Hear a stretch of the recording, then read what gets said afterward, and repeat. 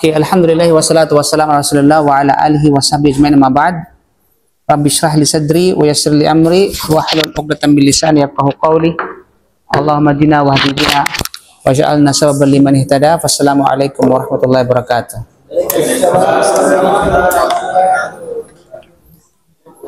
Okay. Saan si Ibrahim? Wala si Ibrahim? Ha? Oh, kabugnasan. Diyan. Okay, may nag-request mga kapatid kasi medyo na overlap ang tafsir. Kasi more in nakafocus na tayo sa fiqh. So alternate. Sa araw na ito, halimbawa sa linggo na ito, unahin natin ang tafsir. Then after ng tafsir is fiqh. Then next Friday is fiqh muna, then tafsir. Okay. Sa palagay nyo? Walang problema. Ha? Tapos na yung maudo na yun. Bagong maudo na ulit-ulit. Okay, anyway. Kasi 30, next Friday naman yung ano yung? Hindi, ayoko ng ganun. Yung kalahati. Kasi hindi ko makakayanan yung ano. Okay, at ano naman kunti lang naman sa tafsir inshallah. Kif haluk ya Ibrahim? Inshallah, tabarakallah. Wala na ako sa Riyadh, nasa Jeddah na ulit ako.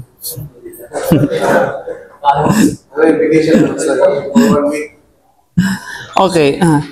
So, unahin natin ang tafsir mga kapatid, inshallah. So, yung aya na ito, yung mga aya na kung saan ay, kung meron kayong tafsir, paano na tayo magsulat, sundan nyo na lang yung tinatawag na aya, din ipapaliwanag natin, inshallah subhanahu wa ta'ala. Kasi minsan, yung pagsusulat, nauubusan tayo ng oras doon.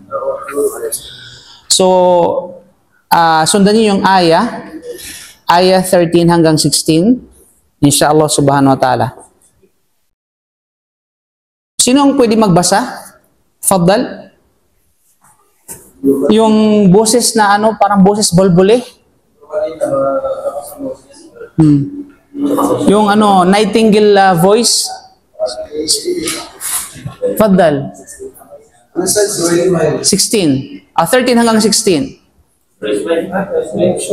Sino? Volunteer. Huwag kayong magturo. Gusto ko yung mag-volunteer ko sa mismo siya. Suratul Kahf. Saan ba tayo nagtapos? Oh, sino? Suratul Kahf. Yes, 13 hanggang 16. Bismillah.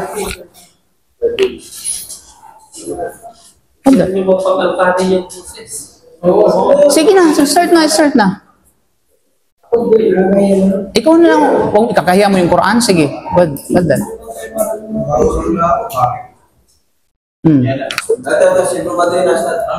Ikaw na bro, itry mo, sige na. Ikaw na nag-start, sige.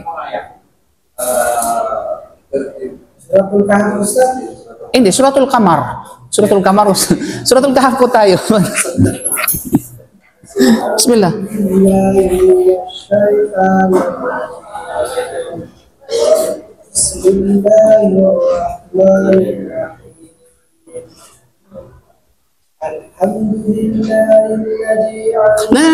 Ayat 13 hanggang 16.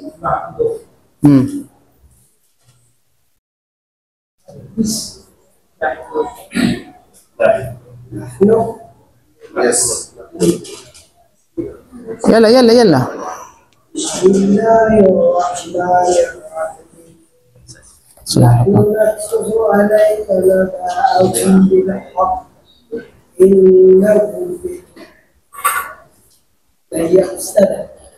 La hawla wala quwwata.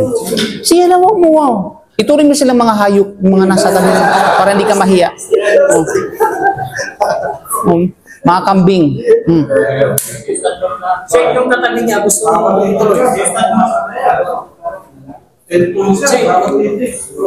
Sige na. Yala, volunteer. Kasi wala tayong oras magtulakan pa kayo. Sige na.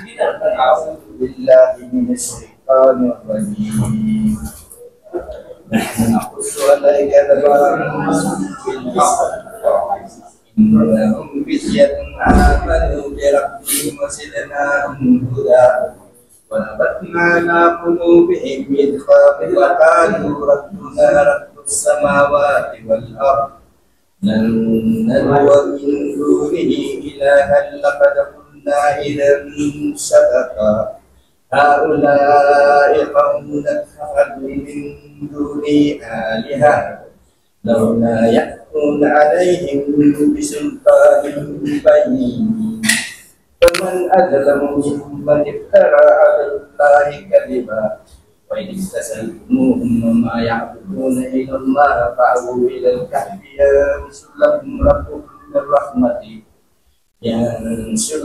ربكم من رحمته ويهيئ لكم من أمركم مرفقا وترى الشمس إذا طلعت تزاور عن كهفهم ذات اليمين فإذا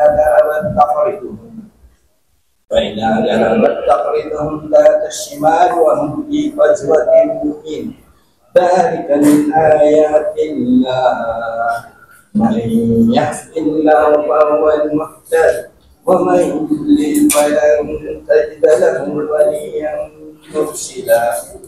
Hasbuk. Hanggang 16 lang tayo, kapatid. Huwag mong basahin ang buong Suratul Kahf. Okay?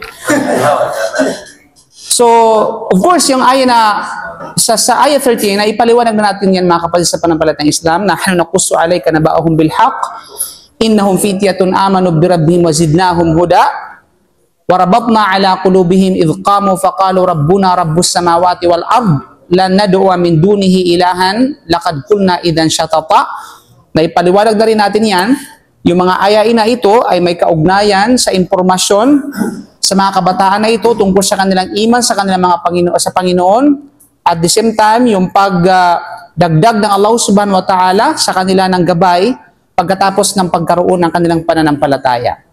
At pagkatapos noon, pinaigting mismo ng Allah subhanahu wa ta'ala sa kanilang mga puso ang kanilang katatagan sa pananampalataya, na kung saan ay humaharap sila, habang hinaharap nila ang kanilang mga hari, ay panindigan nila na ang Allah subhanahu wa ta'ala ang kanilang Panginoon. Ang Panginoon ng kalupaan at kalangitan, at kailanman ay hindi sila mananalangin bukod sa Allah subhanahu wa ta'ala ng iba pang Panginoon bukod sa Allah, dahil kapag ito ay ginawa nila, ay tunay na sila ay nasa pagkawasak.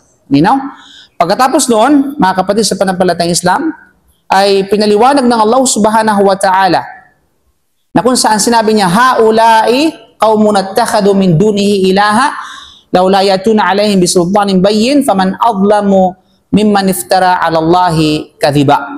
Pagkatapos ay sinabi ng ilan sa kanila, sa kanilang mga kasamahan, sila ba na ating sambayanan na sumamba ng mga Diyos-Diyosan bukod sa Allah ay maaari makapagpakita ng malinaw na katibayan para sa kanilang ginawang pagsamba. Okay, dahil wala nang hihigit pa na lalong matindi ang pagiging kasamaan kaysa sa sino mang nag-imbento ng kasinungalingan laban sa Allah sa pamamagitan ng paglalagay ng katambal sa pagsamba sa Kanya. Now, let's talk about this ayah, mga kapatid, sa panampalatayang Islam. Okay, doon sa sinabi ng Allah, haula'i qaumun attakhadhu min duni. Ibig sabihin, pinaliwanag, ng mga kabataan na ito kung ano yung sitwasyon ng kanilang sambayanan. Na yung sambayanan na ito, mga kapatid, sila ay nagturing bukod sa Allah ng Panginoon na sasambahin na kagaya ng pagsamba nila dapat sa Allah subhanahu wa ta'ala. At yung ginawa nila ay walang anumang batayan. Now let's go, sultan. Sa aya na ito, pangilang aya, sa aya 15, mayroong word na sultan. Okay? Aya 15, sa 15 aya 15 tayo. Mayroong word na sultan. No? Di ba mayroon tayong sultan dito? Saydamin, sultan. Okay, nag-absensya.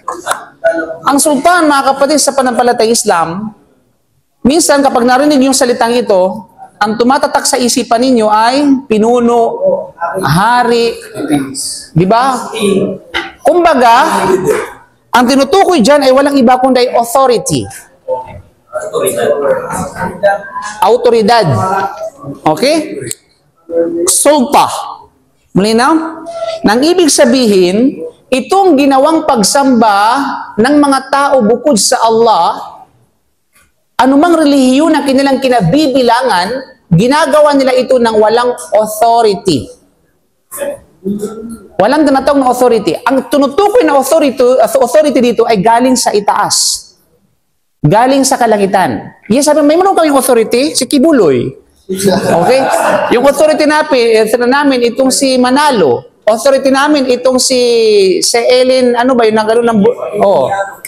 Ellen Whites ba yun? Oh. El Soriano. Sila yung tinatawag na authority namin. You know? So, yes, everyone can claim sa sila yung authority. Pero ang tinutukoy natin ditong authority ay mula sa kaitaas-taasan na walang iba kundi ang dakilang tagapaglikha. Malinaw? Kaya naman, tandaan natin, anumang relihiyon bukod sa Allah, sila'y gumagawa ng pagsamba ng walang authority. Okay? Walang tinatawag na authority mula sa dakilang tagapaglikha. Nang ibig sabihin ng phrase na yon, haula'i qaumun attakhadhu min dunihi ilahan laula ya'tuna alaihim bisultanin bayyin. Ibig sabihin, bakit hindi sila gumagawa ng ilang malinaw na ebidensya at tunay na patunay para sa kanilang pag-uugali at inaasal sa kanilang pamamaraan ng buhay. So authority, ibig sabihin ay another meaning ng authority ng sultan ay walang iba kundi ay proof. Evidence. Okay? Wala silang tinatawag na katibayan. Nasabi na Hercam, sabi, mayroon kaming batayan, nasa aming kasulatan. Ang tinutukoy na katibayan dito ay walang pag-alinlangan yung katibayan, makalangit na katibayan. Katibayan na kung saan pinamumuhay ng sinaunang tao at ang sinaunang nilikha ay walang iba kundi yaon ang mga propeta ng Allah subhanahu wa ta'ala. You know? So bakit hindi sila gumagawa ng ilang malinaw na ebidensya at tunay na patunay para sa kanilang pag-uugali, para sa pamamaraan ng kanilang buhay, pagsamba, at pag-aasal. Kaya nga, kapatid, nagpapaliwanag tayo ng Quran, tapos sabat kayo ng sabat dyan. Okay? Kung magsismisan man kayo, sa labas. Okay, malinaw? Faman adlamu mimman iftara ala Allahi kadhiba. Dahil dito, kapag sino man ang ginawa nito, ito yung magiging circumstances ng kanyang gawain. Dahil wala nang hihigit pa na lalong matindi ang pagiging kasamaan, kaysa sa sino man ang ibinto ng kasinungalingan laban sa Allah sa pamagitan ng paglalagay ng katambal sa pagsamba sa Kanya. Now, alam natin, categorically speaking, pagdating sa pagsisinungaling, okay? Pagdating sa tinatawag na sabi natin kadhib, ang Arabic ng okay? Ang kadhab, ano bang pagkabi ng kadhab at sa kadhib? Ang kadhab ay walang iba kundi pagsisinungaling. Kapag ginawa mo itong tao, ang tawag sa kanya is kadhib. Malinaw? Mayroon siyang stress sound, kadhib. Kapag palagi ka nagsisinungaling, katulad ng katabi mo, okay? Ang tawag sa kanya is kadhab. Malinaw? Yung palaging may kulay, palaging drawing. Malinaw? Kadhab. Hindi. Kadhib yung bang minsan nagsinungaling, minsan hindi. Okay? Hindi naman. Paling, kumbaga, kontrip lang niya. Oh. Halimbawa, nagsinungaling siya ngayon, ang tawag sa kanya is kadhib. Pero minsan totoo siya sa mga sinasabi niya. Pero yung palagi ang nagsisinungaling, o branded na siya na sinungaling, ang tawag sa kanya is kadhab, is mutafdil. Ibig sabihin ay superlative form. Okay? Na palagi ang ginagawa niya pagsinungaling hanggang siya ay tatakan ng Allah subhanahu wa ta'ala na siya ay sinungaling. Ninam? Iyadan billah. Now, pag pinag-usapan natin ang pagsisinungaling, mga kapatid, maraming mga baitang, maraming mga kategorya. Some of them ay napaka-grieve, o napakatindi ng kasalanan. Ano ang pinakamatinding pagsisinungaling? Sa palagay niyo? Yes. Pagtatambal ng bukod sa Allah. Di ba? Siya yung pinakamatinding kasinungalingan sa lahat ng kasinungalingan. Yung gagawa ka ng pagtatambal ng pagsamba sa Allah at paniniwala ng bukod sa Allah subhanahu wa ta'ala. Ang tawag dyan ay, ang pinakamatinding kasinungalingan ay walang iba kundi ay pagsisinungaling sa Allah. Pangalawa, hindi lang shirk mga kapatid anything na may kinalaman sa pagsisinungaling sa Allah. Of course, nauna dyan yung shirk. Pangalawa, yung sasabihin mo na ito yung batas ng Allah, samantalang hindi naman batas ng Allah. Halimbawa, yung mga naghahalal sa haram at naghaharam sa halal. Yun. Dahil bakit? Binabago mo yung batas ng Allah subhanahu wa ta'ala. Pagsisinungaling sa mga kapahayagan ng Allah subhanahu wa ta'ala, pagsisinungaling sa tinatawag na mga anumang paniniwala hinggil sa Kanya, so lahat ng ito ay pinakamatinding kasinungalingan na may kaugnayan sa pagsisinungaling mga kapatid sa pananampalatayang Islam. Kaya naman, sinasabi dito na walang duda ang pinakamatindi ng pag-iimbinto, ang pag-iimbinto mo sa Allah, na sasabihin mo na ito yung sinabi ng Allah, ito yung dapat para sa Allah, samantalang hindi naman na walang batayan mula sa Allah subhanahu wa ta'ala. Sila ay nagsabi, ngunit sa pagsasabing ni sila ay nagsisinungaling sa mga lumalabag, sinabi na noong tinawag nila ang kanilang hari, o tinawag sila ng kanilang hari upang maniwala sa Allah. Ibig sabihin, nung nag-invite o kaya nagdawa sila sa hari na maniwala sa Allah subhanahu wa ta'ala at yakapin ang pananampalatayang pinili ng Allah subhanahu wa ta'ala, walang duda yung hari ay tumanggi. Diba? Yung hari ay tumanggi. So, ibig sabihin, mantakin nyo, nagdawa sila sa harapan ng hari. Ikaw, tayo, kailan tayo magdawa sa boss natin? Okay? kailan tayo mag-invite sa Islam? Okay? Kailan tayo anyayahan natin yung mga, kumbaga, yung mga nasa itaas natin tungo sa ating tinatawag na pananampalataya. Malinaw? Tumanggi itong hari na ito at nagbabala at nagbanta sa kanila, walang duda. So inutusan niya silang hubarin ang kanilang mga damit, tulad ng sinabi natin, na nagtataglay ng mga palamuti ng kanilang pamayanan. Pagkatapos ay binigyan sila ng ilang oras upang pag-isipan ng sitwasyon na manumbalik sa relihiyon ng kanilang mga ninuno at itakwil nila ang pagsamba nila sa nag-iisang Panginoon. Umaasa na sila ay babalik sa kanilang dating relihiyon.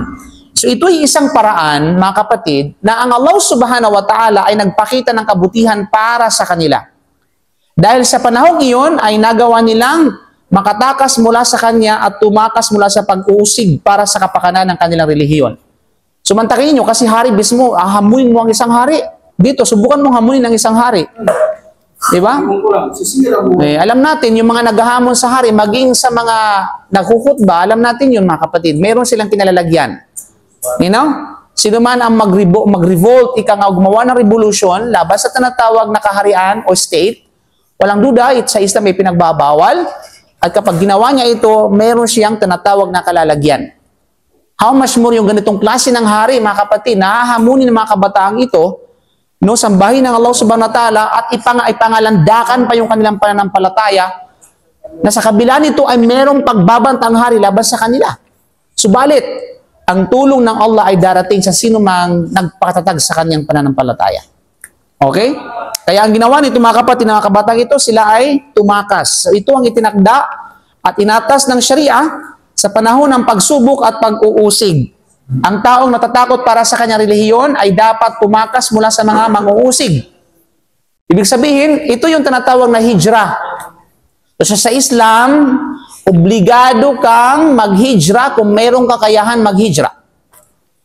Kapag ang lugar na kinabibilangan mo ay inuusig ang iyong pananampalataya at wala kang kakayahan na isabuhay ito sa harapan ng sambayanan sa lugar na kinabibilangan mo. Obligado sa iyo maghijra. Okay? Dahil otherwise, kapag hindi mo ginawa yan, mag-uumpisa sa iyo ang tinatawag na kaparusahan. Ano bang sinabi ng Propeta Muhammad sallallahu sa hadith? Yushiku ay yakuna khayru malin ahadikum ghanaman yasba'u biha sha'afal jibali wa mawaqi' al-qatri yafirru bidinihi min al-fitan. Darating ang panahon na ang pinakamabuting kayamanan na maaaring magkaroon ng sinuman sa inyo ay ang tupa. Na maaari niyang sundan sa mga taluktok na mga bundok at mga lugar kung saan bumubuhos ang ulan, which is tumatakas alang-alang sa kanyang relihiyon mula sa pag-uusig. So darating ang panahon, mga kapatid, na dahil lamang sa pagliligtas ng kanyang relihiyon at panindigan sa kanyang pananampalataya, susundan niya yung mga tupa sa kabundukan para lang takasan yung mga pag-uusig sa kanya at sa kanyang pananampalataya. Nino? Na kaya naman, walang duda, sa ganitong kalagayan, ang isang Muslim ay mag-isip. Kapag alam niya yung lugar na kinabibilangan niya at kanyang tinitirhan ay puro mga kuffar. Tapos hindi pa siya nagbigay ng da'wa. Hindi pa niya ipinamuhay ang kanyang pananampalataya. Okay?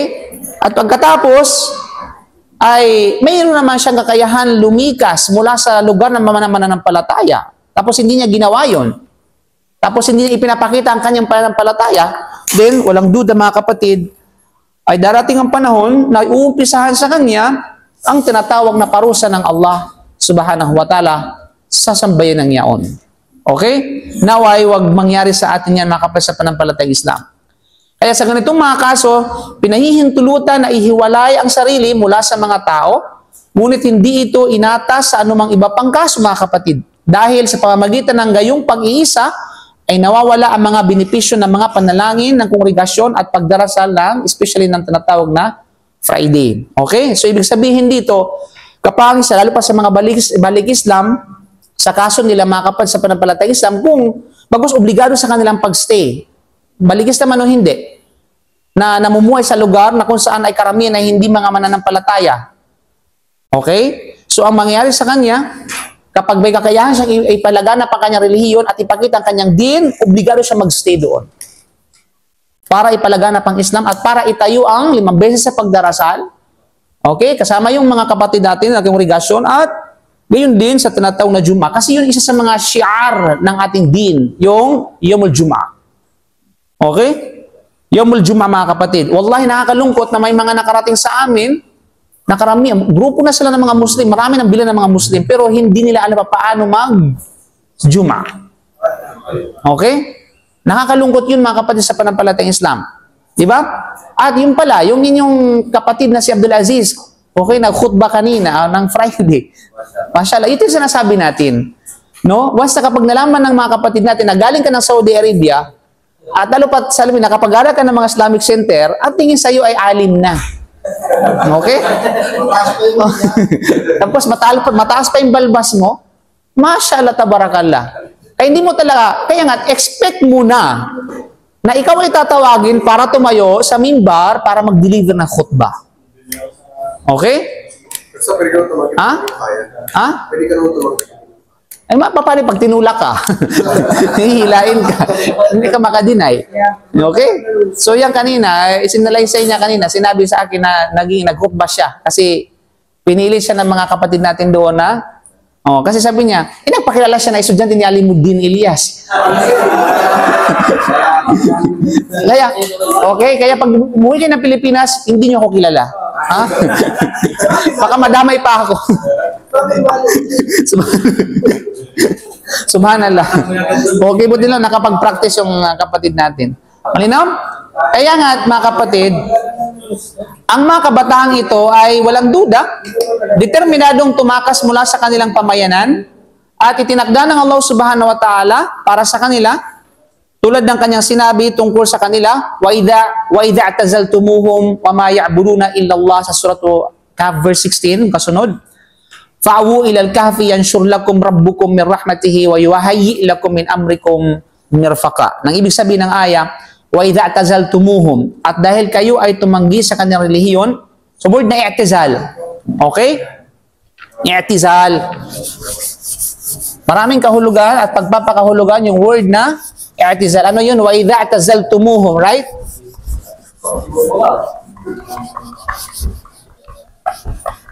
Bakit ito? Bakit ang hirap niya? Waalaikumsalam warahmatullahi wabarakatuh. Now, makikita natin sa aya mga kapatid. Wa idha tazaltumuhum.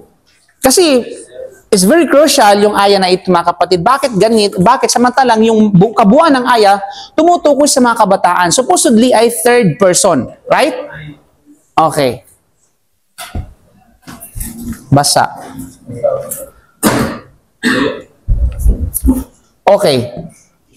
Wa idza tazal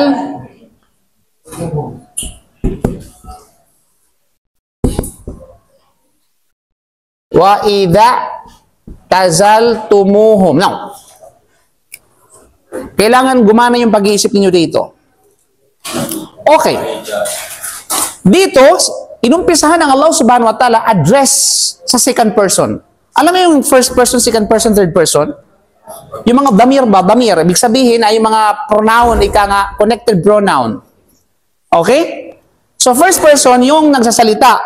Second person, yung kausap. Third person, yung pinag-uusapan. Alam niyo yun? Okay. First person, kayo ang second person. Yung topic natin, third person ang tawag dyan. Now, dito sa aya na ito, ang Allah subhanahu wa ta'ala ay address sa kanya sa second person. At ang sinong second person na yun? Kayo. Kaya, وَإِذَا تُمُوهُمْ. Ito yung tinatawag na second person. Of course, yung third person dito ay walang iba kundi ay sila. Ito yung whom. Yung root word niya ay i'tazala. I'tazala. Okay? I'tazala, which is i'tizal. I'tizal, maraming pagpapakahulugan. Usually, pag sinabing i'tizal ay to withdraw at pwedeng i-withdraw. Okay? Pwedeng sabihin natin, no? Kaya nga during the sexual intercourse, meron tayong word term na ginamit, withdrawal syndrome. Alam niyo yun? Sa mga binata, walang alam yan. Okay? Alam niya sa mga may asawa. Yung withdrawal syndrome na tinatawag. Okay? I'tizal. Ang tawag dyan. Alinaw? Sa tinutukoy dyan, sa hadith yung mga kapatid sa salam, no? Nahanu na'zil wal Qur'anu yanzil. We used to practice the withdrawal syndrome while the Quran is revealing. Ibig sabihin yung mga sahaba, they are practicing before the withdrawal syndrome habang yung Quran ay bumababa. Nang ibig sabihin dito, kung bawal ang withdrawal syndrome, dapat pinagbawalan ng Quran. Okay? So, pwede yun. Okay? So, dyan yan mga kapatid. Of course, yan ay sa usapan ng mag-asawa, syempre. You know, kung gusto nila yung ganun, walang problema. Kung ayaw nila, wala tayong magawa. Okay.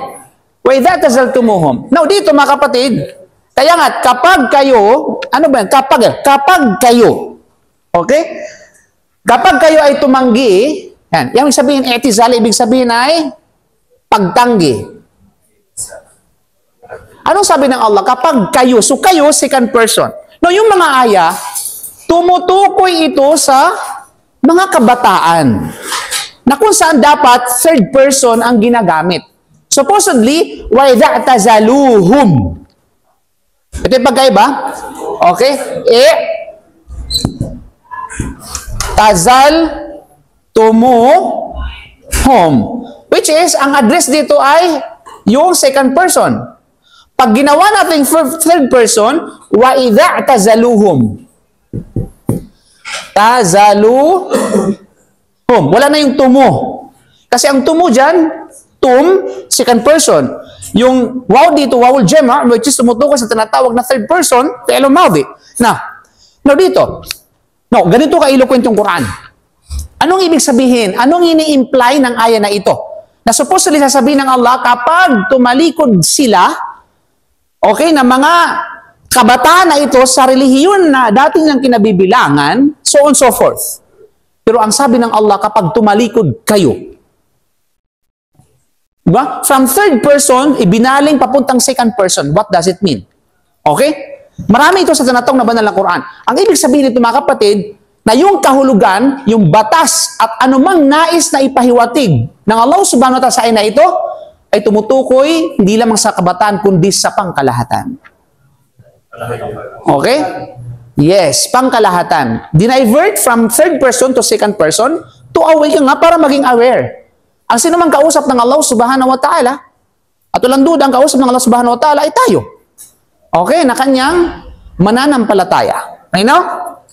Kaya naman, dahil sa kayo ay tumanggi sa kanilang relihiyon at sa maling tinatawag na at sa maling pinaniniwalaan ng inyong sambayanan at sa kanilang sinasamba bukod sa Allah, ay magtago kayo sa kuweba. Okay? Magtago kayo sa kuweba na nasa bundok upang masamba ninyo ang Allah subhanahu wa ta'ala na inyong Rab ng bukod tangi, walang duda. Now, another tafsir ng mga ulama, why? Sapagkat, walang duda. Pangalawa, sinasabi ng ating mga mufassirun, dahil ganito yung pagkakasabi ng Allah na para bagang ikinukwento ng Allah subhanahu wa ta'ala sa atin yung actual na pangyayari. Na yung kausap nila ng Allah o kausap ng Allah sa mga oras sa iyon ay walang iba kundi ang mga kabataang ito. Okay? So both ika nga, interpretation are correct. You know? Sapagkat lahat ng ito ay hindi lamang isang beses binanggit sa banal na Quran, bagkus ito ay napakarami. Okay? Wa idza tazaltumuhum wa ma ya'buduna illa Allah. Malinaw? At sa mali yun nga, at anumang tinatawag na pagsamba maliban sa Allah subhanahu wa ta'ala, fa'u ilal kahfi. Now, yung fa'u ilal kahfi, kayo ay sumilong sa tinatawag na kahf. So, yun yung dalil ng mga ulama natin na maghijra. Okay? Bakit? Upang doon sa hindi tayo maghijra dahil sa makamundong bagay. Ang paghijra na tinutukoy dito, mga kapatid, ay yung may kaugnayan sa Sharia. Pag sinabing may kaugnayan sa Sharia, yung sa kapakanan ng iyong pananampalataya to preserve your iman, your din, at maisabuhay mo ng malaya at wala kang kinatatakutan, nasasambahin mo ang Allah subhanahu wa ta'ala na hindi ka inaagrabyado at hindi ka inuusig. Okay? Kaya fahulil kahfi, yanshur lakum rabbukum min rahmati wa yuhayyi lakum min amrikum mirfaqa. At kapag ginawa natin yun, ito yung magiging kalalabasan. Ano yung magiging kalabasan, mga kapatid? Yanshur lakum rabbukum min rahmati, ipagkakaloob, ipagkakalat ng Allah subhanahu wa ta'ala, ikakalat ng Allah sa atin, kapag ginawa nyo ito, ang kanyang tinatawag na rahma. Pangalawa, wa yuhayyi lakum min amrikum mirfaqa. Okay? At kapag ito ay ginawa niyo ay magiging sapat sa inyo rito sa daigdig at sa kabilang buhay, nagagawin niyang madali para sa inyo ang inyong mga pangangailangan sa kabuhayan dito sa daigdig. So dito, una-una, min rahmati, ito ay may kaugnayan sa kabilang buhay. Magkakaroon kayo ng habag, no? At yun yung kailangan natin, yung habag ng Allah subhanahu wa ta'ala upang makapasok tayo sa paraiso. Pangalawa dito, yung benefits na tinatawag na ibabaw ng mundo na ito, na gawing madali sa inyo ng Allah subhanahu wa ta'ala ang mga bagay-bagay kapag ginawa nyo ito. No, ano ang implication nito sa sarili natin, sa buhay natin? Ang implication nito, mga kapatid, sa panampalatayang Islam, just trust Allah subhanahu wa ta'ala. Gawin mo yung bagay na yun para sa Allah, for the sake of Allah, at ang magiging kalabasan nito magiging madali. Okay? Magiging tinatawag na madali. Minsan, yung mindset natin ay baliktad. Okay? Hindi natin nagagawa ang isang bagay kasi iniisip natin na ito ay mahirap. Kasi bakit? Dahil ginagawa natin ito, hindi para sa interest natin sa Allah, kundi interest sa tinatawag na makamundong bagay. Kaya nagiging mahirap. Okay? So gawin mo, ito ay para sa Allah upang maging madali ang lahat. Kaya nga, kahit pagpapatawad, minsan mahirap magpatawad sa mga taong nagkasala sa'yo. Kasi bakit? Kasi hindi mo gagawin yung para sa Allah. Okay?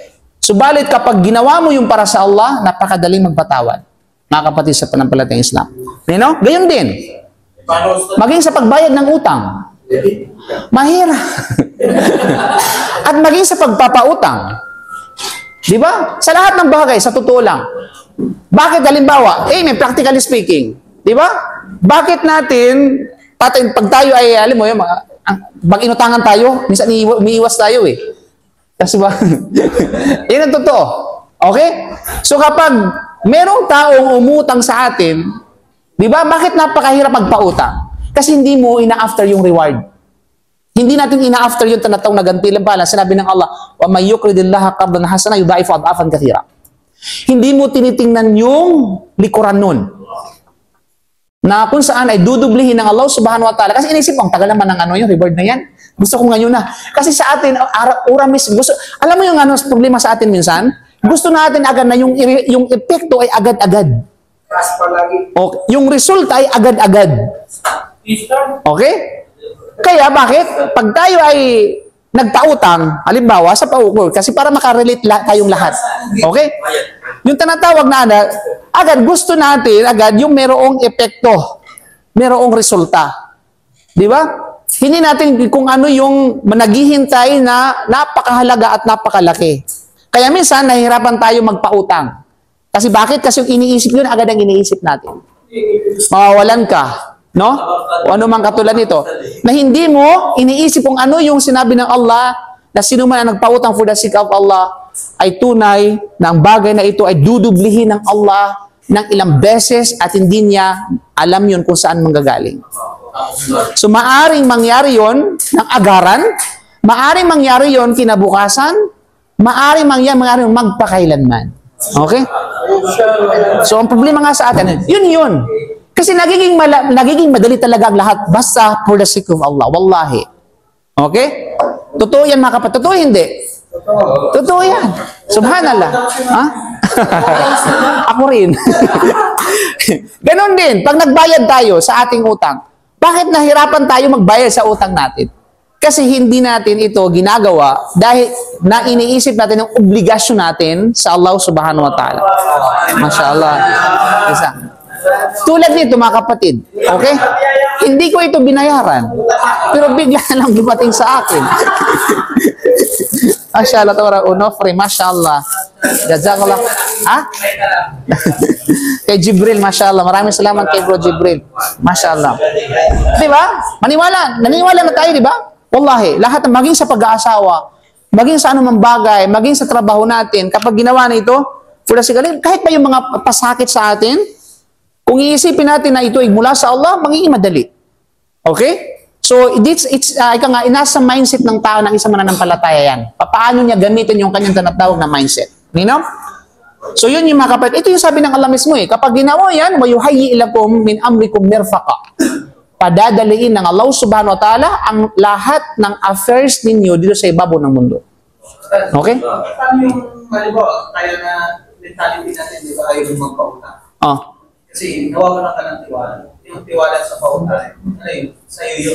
Oy, just a good question, no? Pag-usapan natin yung utang, no? Kasi wala kang tiwala sa kanya. Kasi Unang-unang mga kapatid. I mean, if you really think about the reward, kahit sino pa yan, may tiwala ka o walang tiwala. Kasi you are after the reward. Yes. You are after the reward, ika nga. Pero if you're after na babayaran ka, okay, ano talaga, ayoko magpunta kasi, alam mo yun, baka hindi ako bayaran. Okay, di ba? Kasi you're not after it, you're not prioritizing the reward. You are prioritizing paano ka bayaran. You know? Kasi, kaya ako, hindi naman ako totoo. Tayo, ikang advice natin, pag nagpautang tayo, isipin mo na hindi siya magbabayad. Para hindi masaktan. Hindi ka masaktan. Sa umpisa pa lamang, i-prepare na yung isip mo na ito ay pinaubaya ko sa Allah. Bayaran niya, alhamdulillah. Kung niya bayaran, alhamdulillah. Diba? At least wala kang tinatawag na, wala kang stress ba? Wala kang expectation, ika nga. Diba? Yes. ano naman yung nagpatawad ka. Pero nagsisikat doon sa pinatawad mo. Pinatawad mo eh. Alaki. Talagang syaitan ka na. Pag syaitan, kamukha siya na syaitan? Nagsisika. Una-una kapatid. And yes, anumang bagay na para sa Allah dapat pagsisisihan. Kung totoo talaga ng isang tao na ginagawa niya para sa Allah ang isang bagay, hindi niya dapat pagsisisihan. Okay? Kasi kung contrary, anuman yung naging resulta, credit na yun sa Allah subhanahu wa ta'ala. Okay? Nino? Okay. Kasi, tapos natin yung ayah na ito. Kahit sinabi ng Allah, وَإِذَا تَزَلْتُمُوهُ مَمَا يَعْبُدُونَ إِلَّا اللَّهِ. At dahil sa kayo ay tumanggi sa kanilang relihiyon, at sa maling pinaniwalaan ng inyong sambayanan at sa kanilang sinasamba bukod sa Allah. Ibig sabihin, kapag kayo ay umalis sa kanila at sumunod sa ibang relihiyon na sumasalungat sa kanilang pagsamba sa iba bukod sa Allah, kung ganon ay humiwalay din kayo sa kanila sa pisikal na kahulugan. Ibig sabihin, hindi lamang hihiwalay ninyo yung kahulugan ng hihiwalay nyo shirk at sa katawhid. Hindi. Maging sa pisikal, umiwalay kayo sa kanila. Kahit pa mag-anak mo sila. Kapag kayo ay inusig, nakasalalin na ang pananampalataya ninyo mga kapatid. Look at the Quraysh, look at the Sahaba. Sino ba yung unang umusig sa kanila? Hindi bagat pamilya nila. Look at the Prophet Muhammad sallallahu alaihi wasallam. Bakit siya inutusan papunta ng Madina? Sino yung unang nagtangkang magpapatay sa kanya? Mismo kanyang pamilya. Walang duda. Di ba? So kapag nangyari yun mga kapatid, para lang ma-preserve. At the same time, may pangalagaan ang inyong pananampalataya, lumikas kayo. Okay? Kaya pumunta na kayo sa tinatawag na pagkawayan. Okay. Promote. Okay. Wala akong binupromote dito na ini community ha. Okay? So, yun mga kapatid, no? Fawu ilal kafi yanshur lakum rabbukum min rahmati, ay magtago kayo sa kuweba na nasa bundok upang masamba ninyo ang Allah na inyong Rab. Nang bukod tangi, gagawin sa inyong Rab para sa inyo na madaling makamtan ang kanyang habag at biyaya na magiging sapat sa inyo rito sa daigdig sa tinatawag na kabilang buhay. So, ibig sabihin, sa aya na ito, ipagkakalob niya ang kanyang awa sa inyo, na sa pamamagitan nito ay itatago kayo niya sa inyong sambayanan. So, similarly, ganun din sa ating buhay. Kapag nangyari yun, pwede ka naman tinatawag na lumikas. Pag nangyari yun, pwede ka naman mag-evacuate. Di ba? Pag nangyari yun, tinan mo, nangyari sa mga kapatid natin sa ibang bansa. Di ba? So, para lang mapangalagaan ng kanilang din, kinakailangan nila mag-evacuate. Di ba? Subhanallah. Subali sa mga walang kakayahan, mag-evacuate o kay walang kakayahan na lumikas, then ipagtanggol niya ang kanyang panampalataya sa abot ng kanyang kakayahan. You know? At sino man ang namatay na ipinagtanggol niya ang kanyang panampalataya, walang duda siya ay mamatay na isang tinatawag na shahid biidnillahi subhanahu wa ta'ala. Then, panghuli, wa yuhayyi lakum min amrikum mirfaqa, na gagawin niyang madali para sa inyo ang inyong mga pangangailangan sa kabuhayan dito sa daigdig. So, ibig sabihin, ibibigay ng Allah subhanahu wa ta'ala ang kailangan ninyo. Ano man ang kailangan ninyo na kabulis mundo at sa kabilang buhay. Kaya't umalis sila, itong mga kabataan na ito, umalis sila at tumakas patungo sa Yungib, kung saan sila naghanap ng kahulukandungan. Pagkatapos ay napansin ng kanilang sambayanan na nawala sila at tinanap sila ng hari at sinabi ng hindi niya sila matagpuan, ay tinago sila ng Allah mula sa kanya upang hindi niya makita ang anumang bakas sa kanila o anumang impormasyon tungkol sa kanila, gaya ng pagtago ng Allah sa kanyang propeta na si Muhammad sallallahu alaihi wasallam at ang kanyang kasamahan na sino? Si Abu Bakar Siddiq radiyallahu anhu. Nang sila ay humingi ng kanlungan sa Yungib at Thawb, Yungib ng Thawr. Look at the similarity ng mga Ashabul Kahf at ang kay Propeta Muhammad sallallahu alaihi wasallam. Tingnan natin kung ano yung naging dahilan. Anong dahilan ng pareho? Common denominators. Dahil sa pag-uusig, dahil sa pananampalataya, for the sake of deen. Diba? Ito mga kabataan na ito, sino nagtago sa kanila? Ang Allah subhanahu wa ta'ala. Si Abu Bakar Siddiq kasi Propeta sallam nagtago sa Garut Thawr, ang nagtago sa kanila at nagprotekta sa kanila ang Allah subhanahu wa ta'ala. Subhanallah. Bakit? Alang-alang sa tinatawag na pananampalataya mga kapatid. Ibig sabihin, ang alang bahala. Kapag ginawa mo yan. Di ba? Natatakot ka sa mga sundalo? Natatakot ka sa mga tinatawag na sabihin natin mga inkanto, mga wakwak, o ano man? You know? Kaya nga ang mga Quraysh sa sumasamba sa mga Diyos-Diyosan ay dumating sa paghabol, ngunit hindi nila natagpuan sila kahit na sila ay dumaan mismo sa kanilang harapan. Mismo. Invisible. Okay, nagiging invisible mga kapatid sa pananampalatayang Islam. Subhanallah. Di ba? At nang mapansin ng Propeta Muhammad sallallahu alaihi wasallam, si Abu Bakar Siddiq radiyallahu an ay nabalisa. Nabalisa kasi bakit? Ya Rasul, parang sinasabi ni Abu Bakar Siddiq, Ya Rasulullah, makikita na tayo. Subhanallah. Kasi bakit? Biro mo harap-harapan kapatid. Okay? Harapan. Harap-harapan. Actually, yung kuweba na inirawan sa hadith at maging sa yung kuweba ngayon, kung pupunta kayo sa Garut Thawr, parang medyo mayroong contradiction. Kasi, yung kuweba na mayroon sa Garut Thawr ngayon ay magtatago ka na kung saan ay ang sinumang naghahanap sa iyo ay dadaanan ka lamang. Okay? At hindi ka yung mga may mga pagtatago ka sa halimbawa diyan ka magtago ako sa likuran. May mga pagtatago na nakatayo ka sa ilalim ka magtatago. Okay? Now, ang hadith ni Propeta sallallahu alaihi wasallam, tingnan niyo. Sabi ni Abu Bakar Siddiq, Ya Rasulullah, law anna ahadukum nadhara ila mawdi'i qadamai la absarna. Tingnan yung hadith ha. Usugon ng Allah kung ang isa sa kanila ay tumingin pababa sa kinalalagyan ng kanyang mga paa, makikita niya tayo. So, ibig sabihin, nasa baba sila nagtago. Okay? Sa lungab doon sa kuweba, sa Garut Thawr, na yung tinutunan ng kuweba nila doon ay hindi mo maaapakan. Kundi ay pwede kang nakatayo at pwede kang nakaupo. Malinaw? Kaya we don't know kung saan talagang eksaktong kuweba doon sa Garut Thaur sila nagtago. Kaya itong mga Pakistani o mga kapatid natin mga hadahumullah, o maging mga kapatid natin na mga kabang Pilipino, sabi na, yan ang kuweba na sila nagtago. Samantalang, if you look at the hadith, if scrutinize the hadith, magkaiba. Ang sinasabi ni Abu Bakar Siddiq radhiyallahu anhu, kung titingnan nila ang kanilang mga paanan, katiyakan na makikita nila tayo. Subhanallah. So, ganun kaliit yung pinagtataguan nila mga kapatid sa panampalatayang Islam. Okay, sa ilalim. Okay? Iya. Ano yung binanggit mo? Ito na. Okay. Kaya sinabi niya sa kanya, no? Ya Aba Bakrin. Okay, madhannuka bi'ithnainillahi thalithuhuma. Sabi niya, Abu Bakar, ano sa palagay mo ang dalawa ng Allah ay kanilang pangatlo? Okay? Di ba? Kaya sa aya, la tahzan innallaha ma'ak. Huwag kang mangamba, huwag kang malungkot, huwag kang mabalisaw, Abu Bakar, dahil tunay na kasama natin ang Allah subhanahu wa ta'ala. Diba? Isa sa mga sahaba na banggit sa banal na Quran ay si Abu Bakar. Indirect yung pagganyang, tinatawag na pagkabanggit. Oh, anong aya yun? Pakisearch si Sheikh Fahad. Ano yung aya na yun na la tahzan inallaha ma'ak? Surat 2? Ankabut? Hindi. La tahzan inallaha ma'ak. Okay? Idh qala li sahibihi la tahzan inallaha ma'ak. Okay?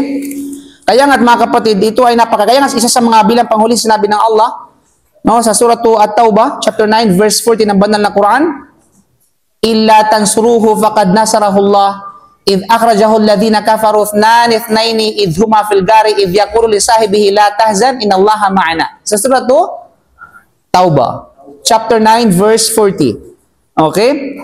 Fa'anzalallahu sakinatahu alayhi wa ayyadahu bijunudin lam tarawha wa ja'ala kalimatal ladhina kafaru as-sufla wa kalimatullahi hiyal ulya wallahu azizun hakim. O kayong mga kasamahan ng sugo ng Allah, kung hindi kayo tutungo sa pagkikipaglaban kasama siya, kapag kayo ay inutusan, at kung hindi kayo tutulong sa Kanya, walang pag-anilangan, siya ay pinangalagaan ng Allah at Kanyang tinulungan sa araw na pinalaya siya sa Kanyang bayan ng Makkah ng mga walang pananampalatay na mga Quraysh. Siya at si Abu Bakar, sila ay nagtago roon sa kuweba na sa malaking bundok ng Thaur sa Makkah, na sila ay nanatili roon ng 3 gabi, at noong sinabi niya sa kanyang kasama na si Abu Bakar, noong nakita niya na ito ay natatakot, huwag kang mangamba, dahil ang Allah ay katiyakang kasama natin sa kanyang pagtaguyod at pangalaga. So, whenever you are fear, okay? You're scared. Yun lang sabihin, la tahzan. Sabi mo sa sarili mo, la tahzani, innallaha ma'aki.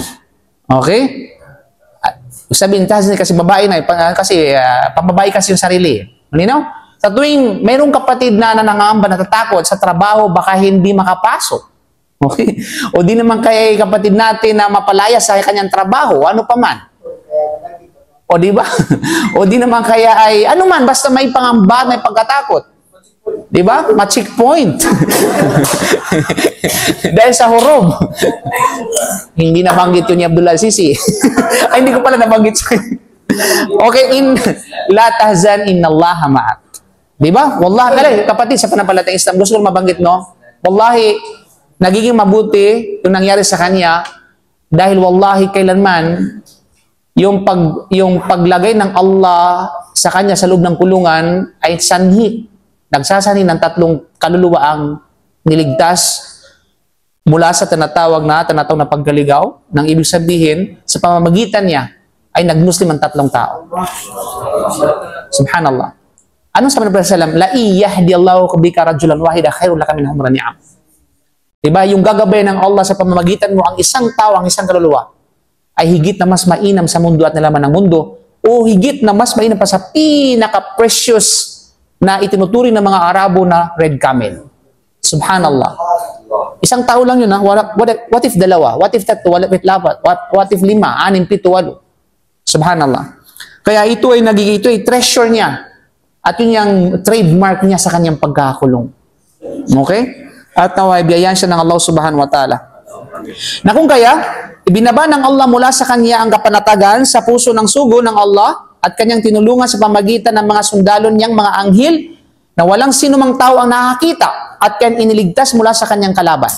At ipinahamak ng Allah ang kanyang mga kalaban at kanyang inaba o hinamak ang salita ng mga walang panampalataya at pangibabawin niya ang kanyang salita at sa pamamagitan ng pangibabaw ng Islam. At ang Allah subhanahu wa ta'ala Aziz at Hakim. At sa aya na ito mga kapatid, ang dakilang katangian para kay Abu Bakar Siddiq radhiyallahu anhu. Yung aya na ito ay, mashallah, ito ay tinatawag na kumbaga ay fadal ni Abu Bakar Siddiq radhiyallahu anhu. Kaya ang kwento ng yungib na ito, yung Thawr, ay higit na dakila at higit na kamangha-mangha kaysa mga Ashabul Kahf. Walang duda mga kapatid sa panampalatayang Islam. Okay? Kaya whenever na, inshallah, there's a challenges ika nga sa ating mga buhay, may kinalaman sa ating pananampalataya, di manalig tayo sa Allah, at dahil sa bilang tao tayo, nangangamba tayo, don't forget this ayah, don't forget the story of Ashabul Kahf, don't forget the story of Abu Bakar Siddiq radhiyallahu anhu, and Prophet Muhammad sallallahu alaihi wasallam, na sinabi niya, idh qala li sahibihi, la tahzan, innallaha ma'ak. Okay? So yun mga kapatid. So dito nagtatapos yung tafsir mga kapatid, and inshallah next week and susunod pang aya sa aya 17 inshallah subhanahu wa ta'ala. So Allahu a'lam bisawab, subhanaka bihamdik, asyhadu an la ilaha illa anta, astaghfiruka wa atubu ilaik. Assalamualaikum warahmatullahi wabarakatuh. Dadako tayo sa fiqh.